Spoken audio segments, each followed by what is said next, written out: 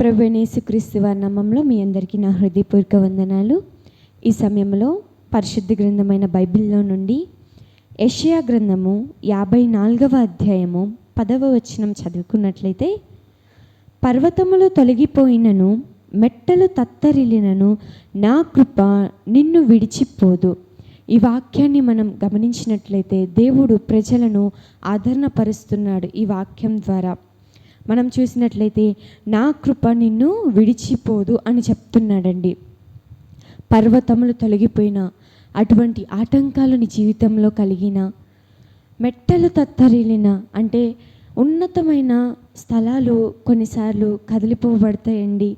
కొన్నిసార్లు అవి పాడైపోతూ ఉంటాయి. అలా మనం చూసినట్లయితే ఈ లోకంలో ఎంతోమంది ధనవంతులైన వారు, ఉన్నత స్థితిలో ఉన్నవారు, ఉన్నతమైన పదవిలో ఉన్నవారు, ఎంతో పేరు ప్రఖ్యాత కలిగి ఉన్నవారు ఉన్నారండి.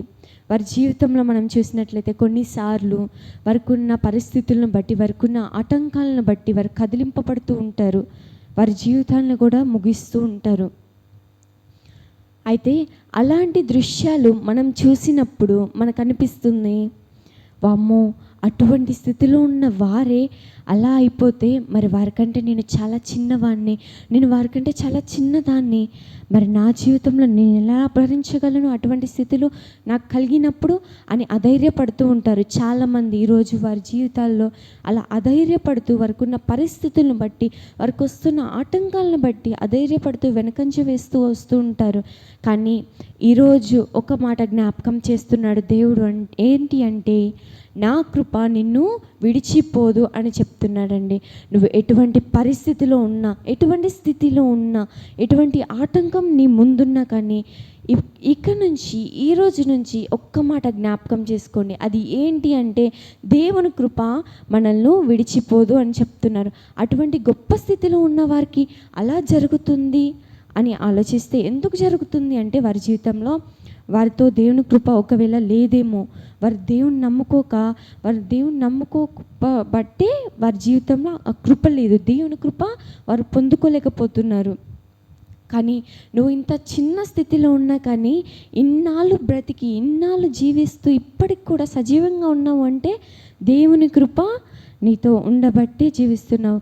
ఇక మీదట ఎప్పుడైనా ఏ స్థితిలో ఉన్నా కానీ, ఎక్కడున్నా కానీ, నీకు అధైర్యం కలిగిస్తున్న మాటలను విన్నా కానీ, అధైర్యం కలిగిస్తున్న దృశ్యాలని నువ్వు చూసినా కానీ, నువ్వు చూస్తున్నా కానీ, ఎటువంటి స్థితిలో ఉన్నా కానీ, ఒక్క విషయం జ్ఞాపకం చేసుకొని ఎప్పుడు మనం కొనసాగిపోతూ ఉండాలి.